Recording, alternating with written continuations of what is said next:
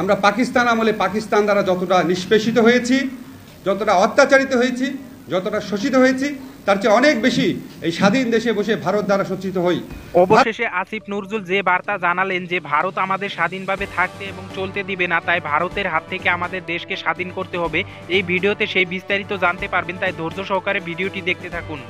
ভারত দ্বারা অত্যাচারিত হই, ভারত দ্বারা আমাদের স্বার্থ ক্ষুণ্ণ হয়। আজকে অত্যন্ত যৌক্তিক কারণে আমরা 1971 সনে পাকিস্তানের বিরুদ্ধে স্বাধীনতার ডাক দিয়েছিলাম বঙ্গবন্ধুর নেতৃত্বে, এবং অত্যন্ত যৌক্তিক কারণে আজকে ভারতের বিরুদ্ধে আমাদের স্বাধীনতার ডাক দিতে হবে, ভারতের বিরুদ্ধে আমাদের সার্বভৌমত্বের ডাক দিতে হবে।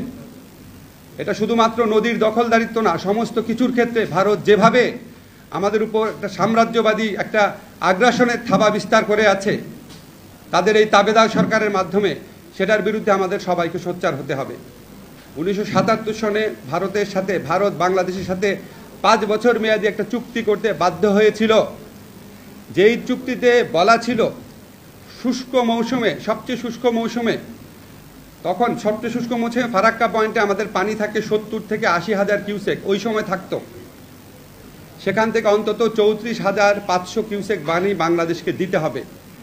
অল্প পানি থাকলেও, যত পানিই থাকুক, ওখানে যদি 40,000 কিউসেকও থাকে, 34,500 বাংলাদেশকে দিতে হবে। এই ধরনের একটা অসাধারণ চুক্তি জিয়াউর রহমান আমলে হয়েছিল, এটাকে আমরা গ্যারান্টি ক্লজ বলতাম। এটা চুক্তি আছে এখনো, আমি কোনো কিছু বানিয়ে বলছি না, সাংবাদিক ভাইরা খুলে দেখবেন যে যেই পরিমাণ পানি থাকুক 34,500 কিউসেক দিতে হবে। কিন্তু এটা জিয়াউর রহমান সাহেবের একক কৃতিত্ব ছিল না, এটা ছিল মাওলানা ভাসানীর ফারাক্কা, ঐতিহাসিক ফারাক্কা মার্চের ফসল। আপনারা জানেন বাংলাদেশের মানুষকে সংগঠিত করে উনি বাংলাদেশ ভারত সীমান্ত পর্যন্ত নিয়ে গিয়েছিলেন, লক্ষ লক্ষ মানুষকে। ওই সময় একটা আনপ্রেসিডেন্টেড ঘটনা ছিল, আন্তর্জাতিক প্রচার মাধ্যমে ব্যাপকভাবে এটার একটা কাভারেজ দেওয়া হয়েছিল। ভারতীয় মিডিয়া এবং রাজনীতিবিদ মহলে এই ঘটনা ব্যাপক প্রতিক্রিয়া সৃষ্টি করেছিল। 77 সনে আমরা চুক্তিটা পেয়েছিলাম। 1 নম্বর হচ্ছে ফারাক্কা মার্চের কারণে, 2 নম্বর হচ্ছে জিয়াউর রহমানের আমলে জিনিসটা সাধারণ পরিষদে তোলা হয়েছিল ভারতের বিরুদ্ধে কমপ্লেইন হিসাবে, এবং ওখানে স্পেশাল পলিটিক্যাল কমিটিতে একটা কনসেনসাস স্টেটমেন্ট করতে ভারত বাধ্য হয়েছিল। যেই স্টেটমেন্টের কারণে 77 সনে চুক্তি হয়েছিল, 5 বছর মেয়াদী চুক্তি ছিল। ঠিক নেতৃত্বের মধ্যে আমরা যখন বিভিন্ন কারণে হতাশ হয়ে যাই, আমরা যখন বিভিন্ন কারণে হতোদ্যম হয়ে যাই, তখন এই ফারাক্কা মার্চের মতো ঘটনা দেখিয়ে দেয় যে আমাদের হতাশ হওয়ার কিছু নাই।